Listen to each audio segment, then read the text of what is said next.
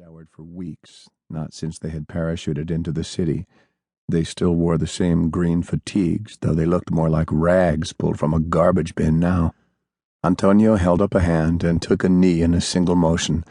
He centered his ARX-160 on a statue of three muscular men dressed in robes. Piero mimicked the lieutenant's action, pressing the scope of his rifle to his NVGs. Nothing moved in the green-hued view.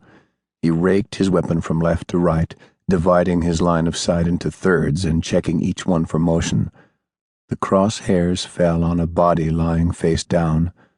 Bones protruded out of the corpse's shirt where a variante had pulled out the lungs like the Viking blood eagle ritual. The sight sent a chill through Piero's fatigued body. Satisfied the area was free of contacts, Antonio waved them forward. The two continued across the bridge, the Tiber flowing strongly beneath them. Water churned across the red hull of an overturned speedboat. Piero examined a park on their right that overflowed with vegetation left unchecked. Vines crawled up the stone facade of an adjacent building. It hadn't taken long for the grass and weeds to reclaim parts of Rome. Nature had gone on without humanity. The next street took them through an open market with dozens of restaurants and stores. Bodies, stripped clean of flesh, littered the ground amongst upturned tables and tattered umbrellas. Glass had piled under shattered windows. In every storefront Piero passed, he saw faces. The faces of people that had once dined and shopped inside. When he was a child, his parents had taken him and his sister to Rome every summer. He would stuff himself with carbonara while his parents ate seafood risotto and shared a bottle of Pinot Noir. Afterward, they would gorge themselves on gelato from a little shop near Trevi Fountain. When in Rome, do as the Romans do. He had always liked that quote. Before the hemorrhage virus had changed everything 7 months ago, going with the flow had been an easy thing to do in Italy. Now it meant dying. Rome was the hardest hit of the Italian cities, and Italy was one of the hardest hit countries in Europe. They had deployed both bioweapons the Americans had designed to kill the variante, but by then it had been much too late. Over 99% of the population was dead. Passing the shattered ruins of a bakery, Piero cringed at the sound of his growling belly. The rumble was loud enough for Antonio and any nearby variante to hear. Neither of them had eaten a solid meal in days, and raiding the abandoned buildings for food was increasingly dangerous.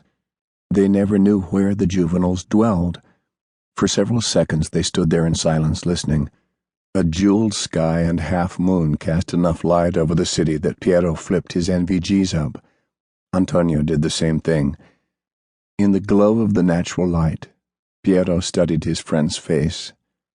They were both 35 and could have passed for twins with their matching filthy beards and dark brown hair. Despite the tension, Antonio still managed to smile.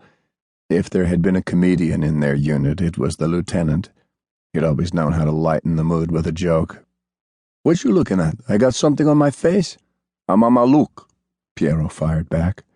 It was the term his grandpa had used on him as a kid when he did something foolish or stupid, and Piero had used it on his friends ever since. Their smiles quickly faded at the sound of a distant howl, a reminder that monsters were out there, hunting. The men exchanged a nod. Antonio shouldered his rifle and moved into the shadows cast by a nearby church. Piero followed close behind into a courtyard that had been home to a daily farmer's market. The stands were still there, but the fresh produce had long since rotted away. In the center of the space was a fountain with a statue of a Roman soldier pointing east. His armor was stained white with bird droppings. Piero and Antonio swept their rifles over the courtyard.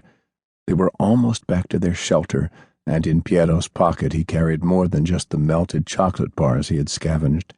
He had the radio parts that would allow them to communicate with command. He wasn't sure which he was looking forward to more. The thought of the chocolate made his stomach rumble again, but it was another sound that quickened his heart rate. Antonio froze, hearing it in the exact same moment. At first it reminded